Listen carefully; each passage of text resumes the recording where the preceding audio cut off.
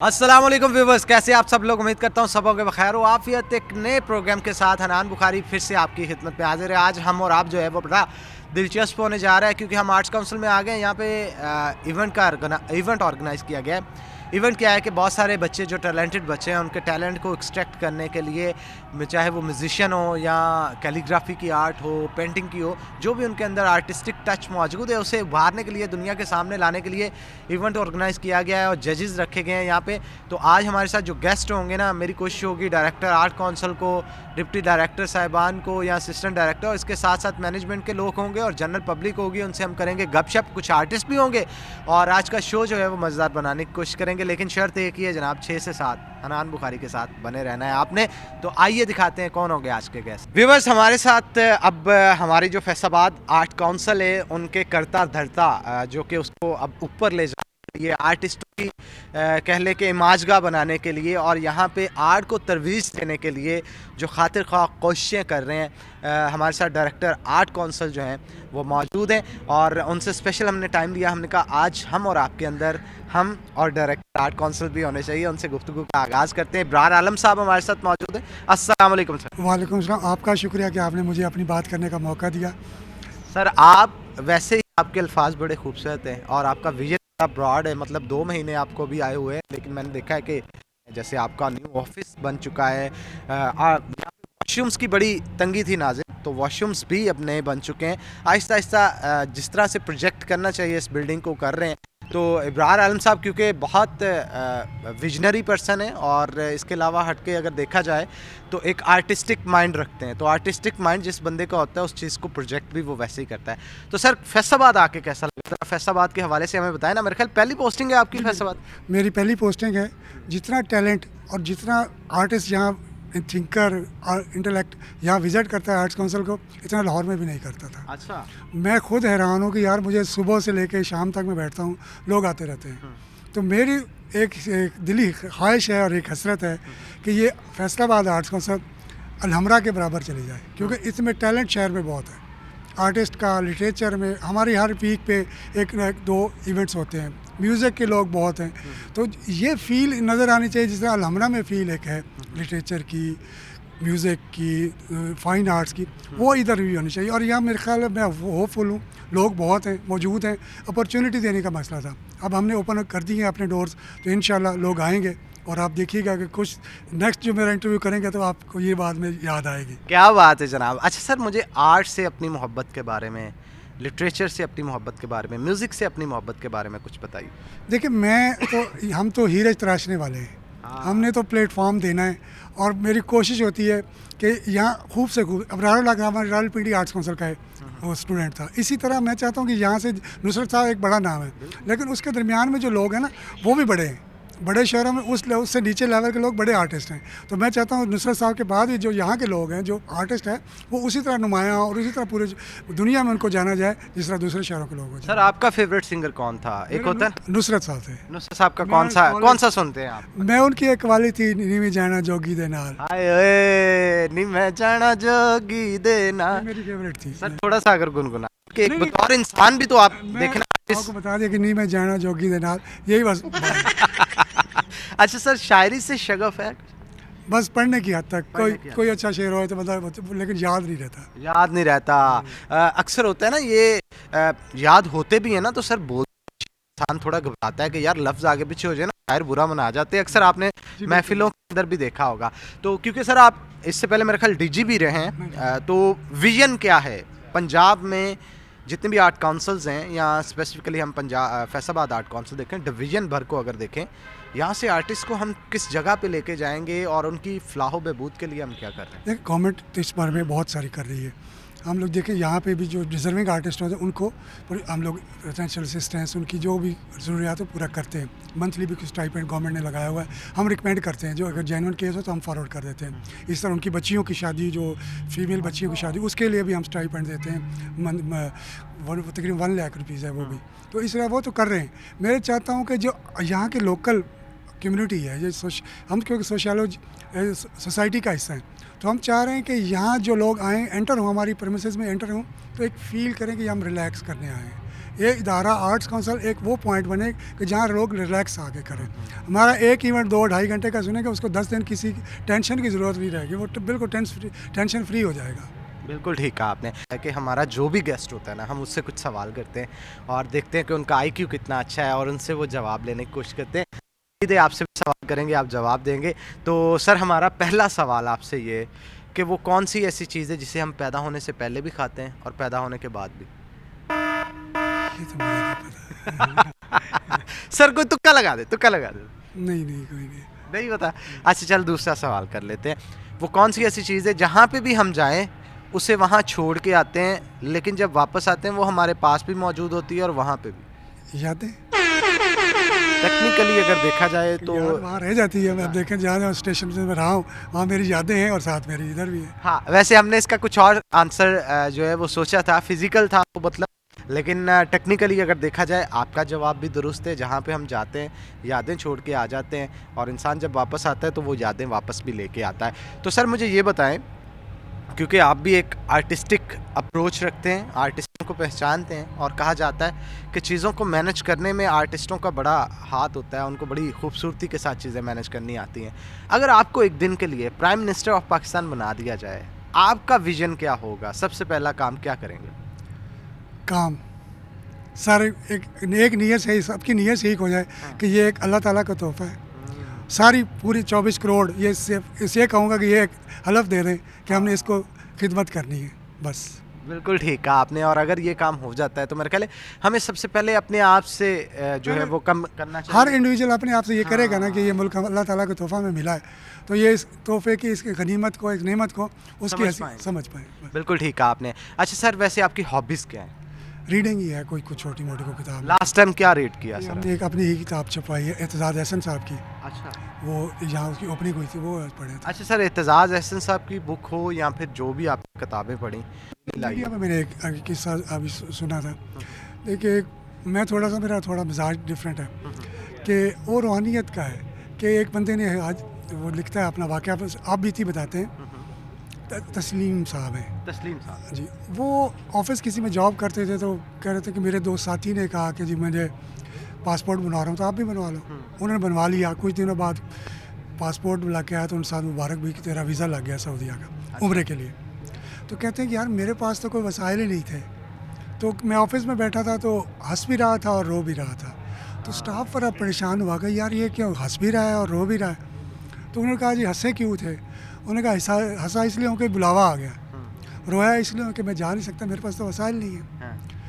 Office वाले ने आपस में कहा अच्छा ठीक है। इकट्ठे हुए, उन्होंने एक डिसीजन किया कि हम एक कमेटी डाल देते हैं। कमेटी डाल के उनको कहा कि जी देखिए तस्लीम साहब, हमने एक डिसीजन लिया है, हम एक कमेटी डाल रहे हैं तो 20,000 रुपया आप ये पकड़ें तो आप जाएं, तो हम 1,000 रुपया करके हम लेते रहेंगे, पहली कमेटी आपकी। कहते मेरी आंखों से आंसू ना रुके कि यार ये क्या क्या तूने कहा कि बुलाया भी और साथ बंदोबस्त भी कर रहे हैं। वाह वाह वाह। वो 30 तो वो उनको वो हो गया। ये वाक़या में बहुत याद आता है कि जब आप वहाँ दिल के सदके दिल से अल्लाह और उसके नबी को याद करते हैं तो ये फिर अल्लाह ताला खुद बुलाता है। बेशक जिसने बुलावा भेजा इंतज़ाम भी वही करता है। वो मशहूर हैं तस्लीम साहब, तस्लीमात के नाम से ना उनके सोशल मीडिया पे बहुत चलते रहते हैं। वो मैंने सुना था। सर वैसे आप सोशल मीडिया को किस तरह से देखते हैं? देखो उसको पॉजिटिवली यूज़ करने तो बहुत है। कोई चीज़ें हमें नहीं पता था जो हम पता लग जाता है कि यार ये नॉलेज में इजाफा भी देता है। अच्छा, आपको नहीं लगता सर सोशल मीडिया जो है आजकल एक ऐसा प्लेटफॉर्म बन चुका है जो आर्टिस्ट कहता है यार मुझे फेम नहीं मिलता, मुझे कोई देखता नहीं, मुझे कोई सुनता नहीं, मुझ में इतना टैलेंट मौजूद है, वो जस्ट एक वीडियो बनाता है, सोशल मीडिया पे डालता है, लोग पसंद करें तो वो रातों रात स्टार बन जाता है। सर ये आपके पॉकेट में है, आप मीडिया आपकी पॉकेट में है। पहले तो था कि आपके घर में टेलीविज़न है तो चलता है, अब तो हर बंदे की जेब में दो चीज़ें, दो चैनल पड़े हुए हैं, समझो 2 मोबाइल, उसके एक मोबाइल, 24 करोड़ बंदों के पास मोबाइल है। वो जो बंदा, वो रियलिटी है, जो हर बंदा अगर जिसमें कोई टैलेंट होगा तो गट्स होंगे तो वो ऊपर आता है। आपको नहीं लगता आप आर्टिस्ट छुप के नहीं बैठ सकते? नहीं छुपते। अब देखे मैंने एक पिछले दिनों एक पेंट वाला देखा था, वो बहुत वायरल हुई थी, बहुत दिनों उसके कितने व्यूज़ चले गए। इसी तरह छोटा सा कोई क्लिप भी आ जाता है तो लोग अप्रिशिएट करते हैं। अच्छा सर, आपने देखा होगा अक्सर कि अगर कोई अच्छी पेंटिंग करता है तो अब लोग उसके नीचे कमेंट भी कर रहे होते हैं कि ये अच्छा आर्टिस्ट है या बुरा आर्टिस्ट है, या जहाँ जहाँ पे उसे ठीक करने की ज़रूरत है वो भी साथ साथ में बता रहे होते हैं। तो अब जो बहाना था ना लोगों का, वो मेरा ख्याल है दम तोड़ता चला जा रहा है। सर ये ट्रेंड कर रहा है, सोशल मीडिया जो है ना मेंटल लेवल पे भी लोगों को ट्रेंड कर रहा है। वो गलतियों को बता देता है, वो करेक्शन को भी करता है और बताता है कि ये ठीक है, ये गलत है। ये सारा सोशल मीडिया बहुत वाइब्रेंट अब हो गया। बिल्कुल ठीक है। अच्छा सर, विजन के बारे में थोड़ा सा बताइएगा, आप किस तरह से आप काउंसिल को लेके चलेंगे, आने वाले दिनों में क्या हो रहा है? मैं चाहता हूँ कि इसमें मैक्सिमम पार्टिसिपेशन हो सोसाइटी की। हम उनके लिए, मैं देख रहा हूँ तो इंशाल्लाह अच्छे इवेंट्स हम उनके लिए लाएंगे। उनके लिए अच्छे इवेंट्स आएंगे कि ताकि लोग अट्रैक्ट हों और यहाँ पे आएँ। बिल्कुल जी, और हम उम्मीद करते हैं आपके इस विजन को लेकर आगे चल रहे हैं। इसी आर्ट्स काउंसिल भी जो है वो तरक्की का सफ़र गामजन रखेगी, अपना उसकी तरफ गामजन रहेगी। तो thank you very much for coming in the show. बहुत अच्छा लगा आपसे गुफ्तगू करके, और आपका विज़न देख के हमें बहुत तसल्ली हुई कि फैसलाबाद आर्ट काउंसिल जो है एक अच्छे हाथों में है।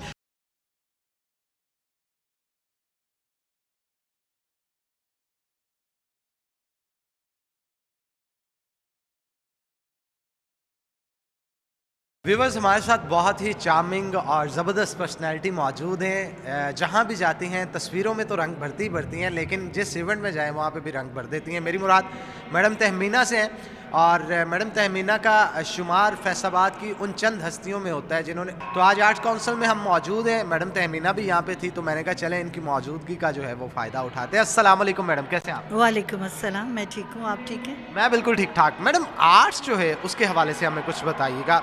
हमारे शहर में इवेंट्स तो रखे जाते हैं, इक्का दुक्का इवेंट्स होते हैं, हम टैलेंट भी एक्सट्रैक्ट कर लेते हैं, लेकिन जहाँ पे बात आती है ना उसे थोड़ा वायरल करने की, दुनिया के सामने लाने की, कोई ऐसा मेगा इवेंट नहीं देखने को मिलता जिससे हम चाहे वो आर्टिस्ट किसी भी फील्ड से रिलेटेड हो, फैशन इंडस्ट्री से हो, पेंटिंग से हो, कैलीग्राफी से हो, या किसी भी फील्ड से, सिंगिंग से हो, तो उसे आगे नहीं लाया जाता। आप क्या कहेंगे, इसके लिए क्या इनिशिएटिव लेना चाहिए? देखिए जी, फ़र्स्ट ऑफ़ ऑल तो हमें अपने काम को एक्सप्लोर करना चाहिए, डिस्प्ले करना चाहिए और पब्लिक के सामने लाना चाहिए। जितनी ज़्यादा एग्ज़िबिशंस होंगी, वर्कशॉप्स होंगी, ये चीज़ें टैलेंट नज़र आएगा। तो अब ये आर्ट काउंसिल ने बल्कि बड़ा अच्छा इनिशिएटिव लिया है कि फैसलाबाद के जितने भी आर्ट कॉलेजेस हैं उनको एक प्लेटफॉर्म पे लिया है, और उसमें ये कि यहाँ पे डिफरेंट कोर्सेज़ वगैरह भी हो रहे हैं। आई थिंक कि कुछ ऐसे टैलेंट जो अभी तक हिडन थे वो इंशाल्लाह एक्सप्लोर होंगे, वो यहाँ से निकलेंगे, और हम टीचर्स एक पूरा इनको एक प्लेटफॉर्म दे रहे हैं कि यहाँ पे टीचर्स की गाइडेंस के साथ ये लाएंगे। पहले हम इंशाल्लाह इसको डिस्ट्रिक्ट लेवल पे करेंगे, फिर नेशनल लेवल पे लेके जाएंगे, और फिर इसको इंटरनेशनली भी बूस्ट करेंगे। बिल्कुल ठीक कहा आपने। अच्छा मैडम, मुझे थोड़ा सा ये बताइएगा, क्योंकि आप पेंटिंग करती हैं, आपकी इंस्पिरेशन कोई ना कोई बंदा तो होगा ना जिसको देख के, उसकी पेंटिंग्स को देख के आप इंस्पायर हुए, आपने सोचा यार मुझे भी पेंटिंग करनी चाहिए, तो आपकी इंस्पिरेशन कौन? जी, मेरी इंस्पिरेशन डॉक्टर शाहिदा मंजूर का काम मुझे बहुत पसंद है। उनका जो है कॉन्सेप्चुअल काम होता है, लेकिन उसमें उनके कलर्स बहुत खूबसूरत होते हैं। बेसिकली मैं टेक्सटाइल डिज़ाइनर हूँ और मैं कलर्स के साथ ही प्ले करती हूँ, क्योंकि प्रिंट्स वगैरह आपको पता है, सरफेस डिज़ाइनिंग। तो इसी तरह मैंने कलर्स के साथ ही अब पेंटिंग को इन्हांस किया है, और मेरी पेंटिंग में आपको नेचर के सारे एलिमेंट्स नज़र आएंगे।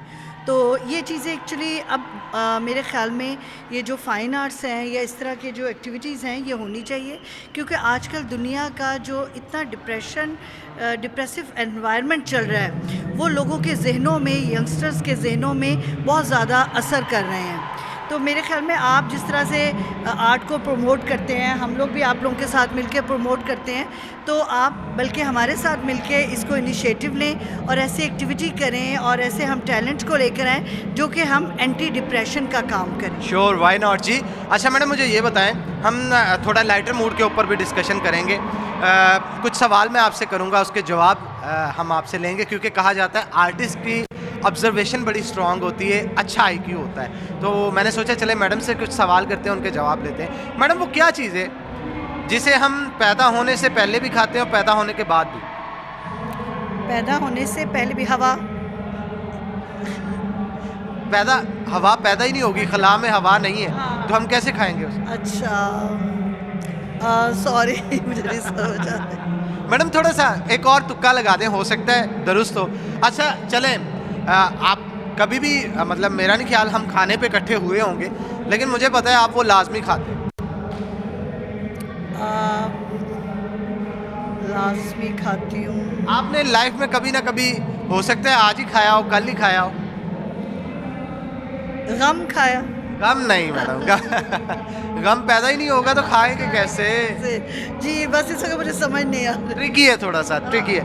अच्छा चले हम दूसरा सवाल कर लेते हैं। वो कौन सी चीज़ है हम जहाँ भी जाएं उसे छोड़ के आ जाते हैं, लेकिन जब वापस आते हैं वो हमारे पास भी मौजूद होती है? छोड़ के भी आ जाते हैं और हमारे पास भी मौजूद होती है।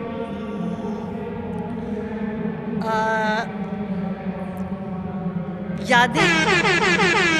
हाँ, वैसे टेक्निकली अगर देखा जाए तो ये भी बात दुरुस्त है। यादें जहाँ आप छोड़ के आते हैं आपके, यादें आप छोड़ के आते हैं और जब लाते हैं तो वहाँ की यादें अपने साथ ले। लेकिन मैडम ये जो चीज़ है ना जो मैं पूछ रहा हूँ ये फिजिकल है। फिजिकली आप कौन सी चीज़ है जो वहाँ पे भी छोड़ के आते हैं और आपके पास भी मौजूद है?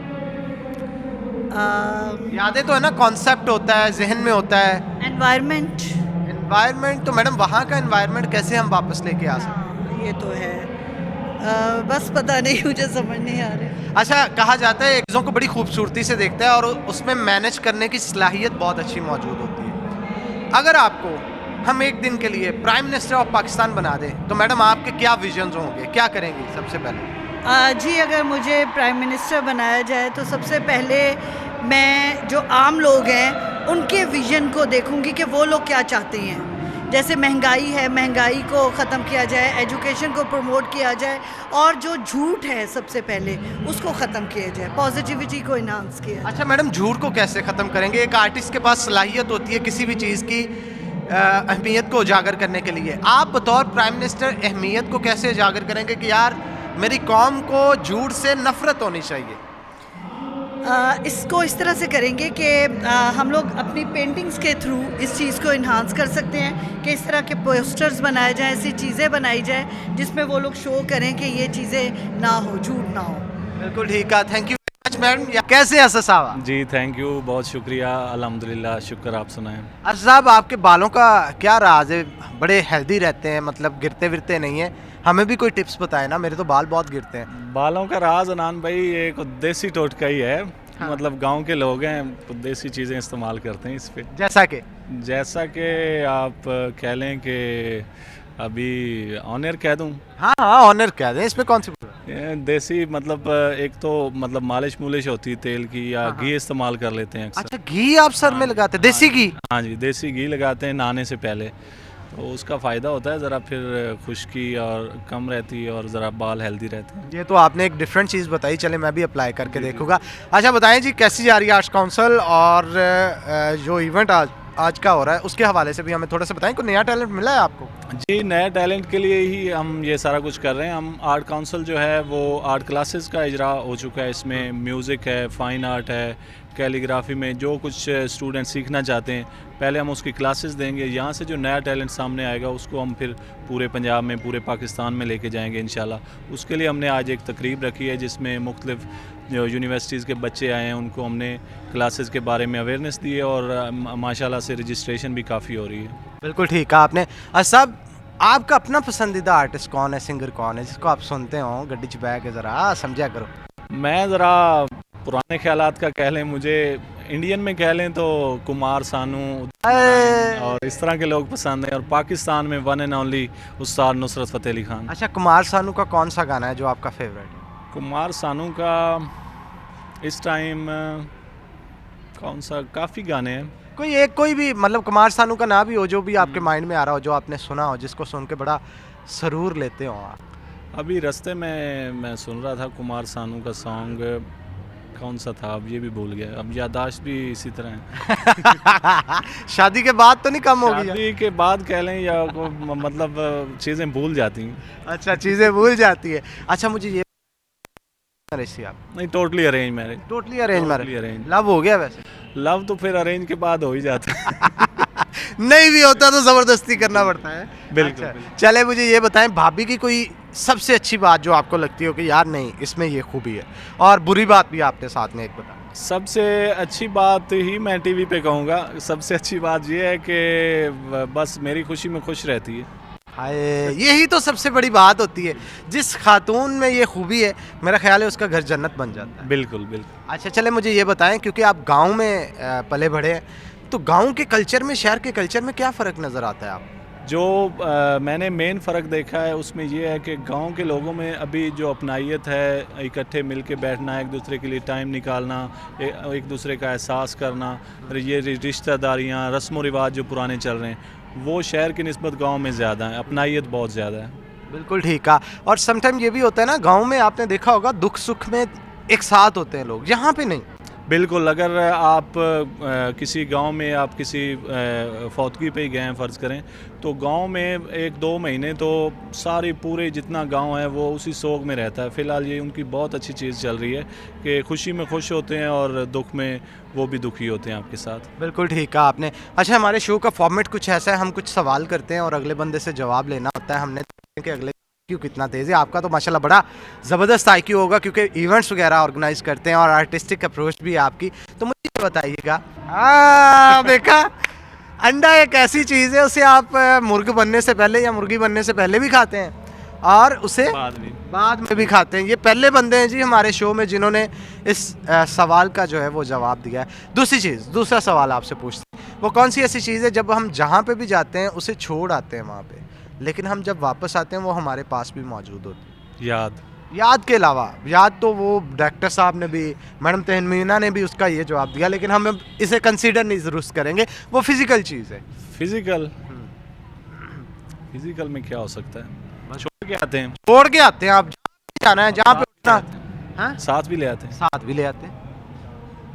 ये कौन सी खुशबू फिज़िकल तो नहीं है, फिजिकल छू नहीं सकते उसे। अच्छा, कौन सी हो सकती है? इसमें हार ना जाऊं मैं। आप सोचे, थोड़ा सोचे, क्या करते हैं आप? किसी चीज़ को हाथ लगाते हैं या क्या करते हैं? मतलब आप वहाँ पे भी छोड़ आते हैं और साथ भी ले आते हैं। फिजिकल भी है। मैंने इतना बड़ा अब हिंट दे दिया, अब इससे आगे नहीं मैं बता सकता। इसमें तो मैं हार गया मेरे ख्याल में। अच्छा, आप जब जाते हैं, जहाँ पे बैठते हैं, जिस ग्लास को पकड़ते हैं उस पर आपके फिंगरप्रिंट्स नहीं लगते? हाँ, वो फिजिकल है। ये और तो आप जब वापस बड़ा साइंसी क्वेश्चन है। साइंसी क्वेश्चन है। अच्छा, गाना याद आया कि नहीं? गाना याद आ गया है। सुना दे फिर थोड़ा सा। आंखों से तूने ये क्या कह दिया, मेरी आवाज़ आँखों से तूने ये क्या कह दिया, दिल ये दीवाना धड़कने लगा। दीवाना धड़कने लगा। आवाज़ अच्छी नहीं है, वैसे मैं फनकारों के डिपार्टमेंट से हूँ तो फनकार सिद्धे पदरे कर देने, लेकिन आप हैं स्पेशलिटी जो है ना एडमिनिस्ट्रेशन की है इनके पास, तो एडमिनिस्ट्रेटिव पॉइंट ऑफ व्यू से अगर देखा जाए चीज़ों को काफ़ी बेहतर मैनेज करते हैं। Thank you very much for coming in the show. बहुत अच्छा लगा असद साहब, और इसी तरह जैसे आप काम कर रहे हैं करते रहें, आर्ट्स काउंसिल का नाम जो है वो ऊँचा करते रहें। Thank you very much.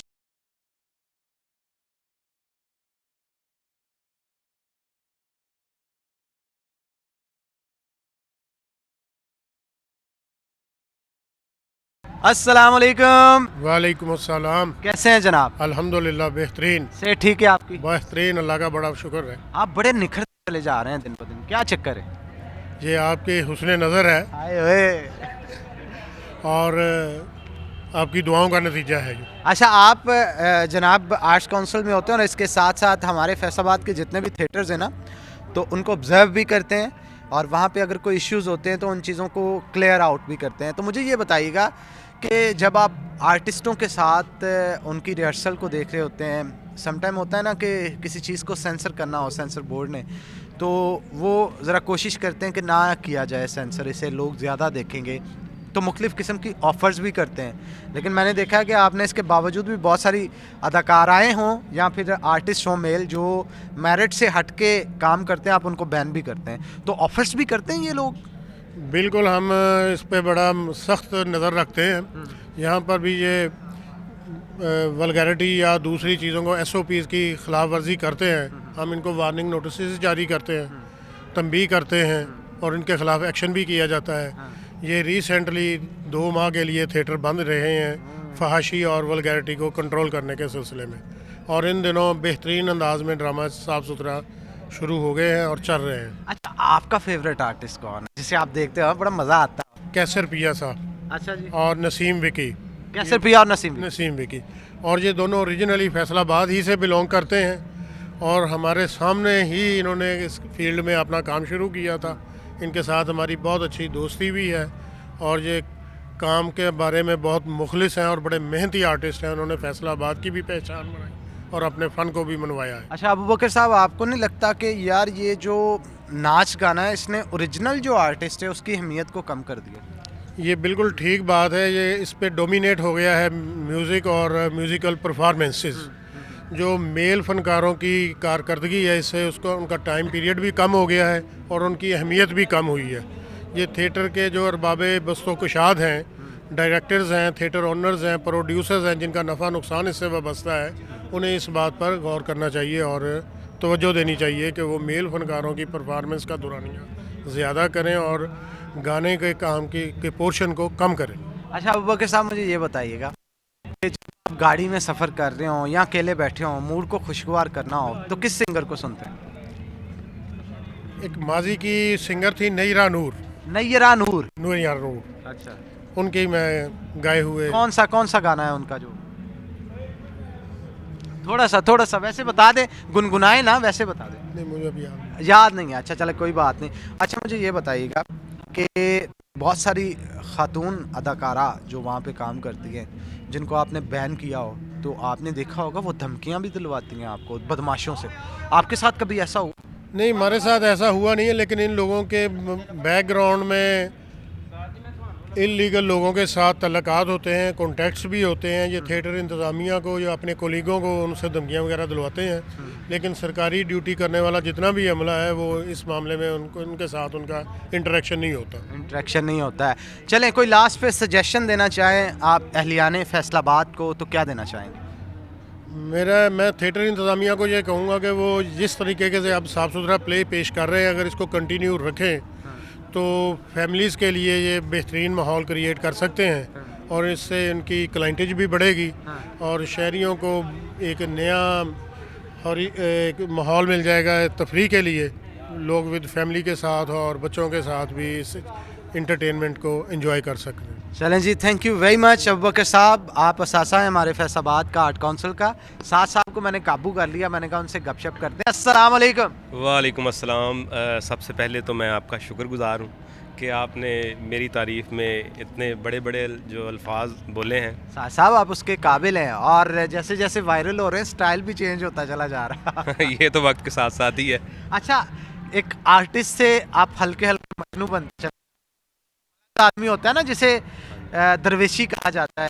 मतलब जैसे आप कह सकते हैं कि हमारे पाकिस्तान में बहुत सारे सिंगर्स ऐसे हैं कि जब वो शोहरत पाते हैं तो उनको अपना आप भूल जाता है। तो ऐसा क्यों होता है? हर इंसान के इनर की बात है, ये जो अंदर होता है वही बाहर आता है। और जिसका जो मतलब अपने अंदर लेके चल रहा है वही बाहर परफॉर्म करेगा। वो अपनी लटुल जी सुलझा। अच्छा मुझे बताया क्या सुना रहे हैं आज यार? अब आप मेरे पास हो और म्यूज़िक ना हम सुने आपसे, ये तो हो नहीं ना सकता। तो गाना सुनाएं कोई। गाने तो बहुत सारे हैं। मैं आपको बहुत सारे गाने सुनाऊंगा, लेकिन आपका एक फेवरेट गाना है, आपने मुझे एक शो में जो है वो फरमाइश की थी, तो वो मुझे आज भी याद है। सर ज़रूर।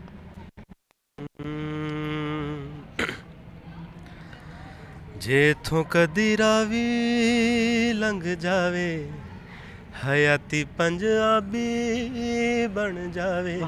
मैं बेड़ियां हजार तोड़ ला, मैं पानी चों सा निचोड़ ला। जेथों कदी रावी लंघ जावे हो, जे रावी विच पानी कोई नहीं ते अपनी कहानी कोई नहीं, जे संग बेली यार कोई ना ते किसनू सुनानी कोई नहीं।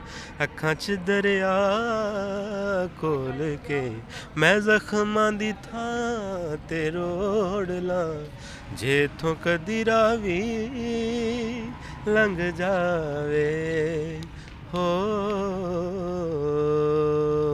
वाह वाह वाह वाह। साद भाई, सज्जाद साहब लगता बहुत पसंद है आप। सज्जाद साहब मतलब मैं उनको अपना टीचर ही मानता हूँ।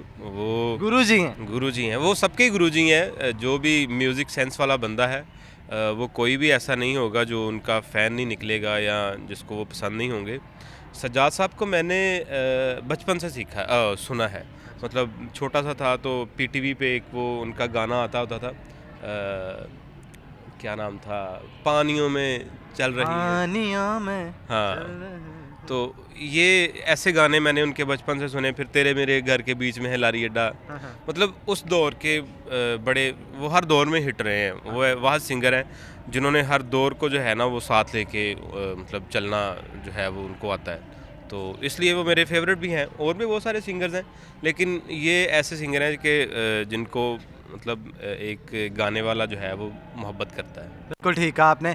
थैंक यू वेरी मच साद, क्योंकि वक्त जो है ऑलमोस्ट शो का ख़त्म हो चुका है और साद जो है वो काफ़ी बिजी भी हैं। आज यहाँ पे जो इवेंट हो रहा है उसको जज भी कर रहे हैं। बहुत सारे बच्चे जो यहाँ पे सिंगर्स आए हैं उनको सिखाया भी जा रहा है और उनसे सुना भी जा रहा है। तो thank you very much for coming in the show. मैं चाहता था आपके साथ वक्त और गुजारूं क्योंकि आप मसरूफ़ हैं, इसलिए नेक्स्ट टाइम जो है हम इससे ज़्यादा टाइम लेंगे और एक और फिर गाना सुनेंगे उनसे। Thank you very much. Okay नाज़रीन, इसी के साथ आज के प्रोग्राम से अपने मेज़बान हनान बुखारी को दे इजाज़त। फिर होगी आपसे मुलाकात, तब तक के लिए अल्लाह हाफिज़।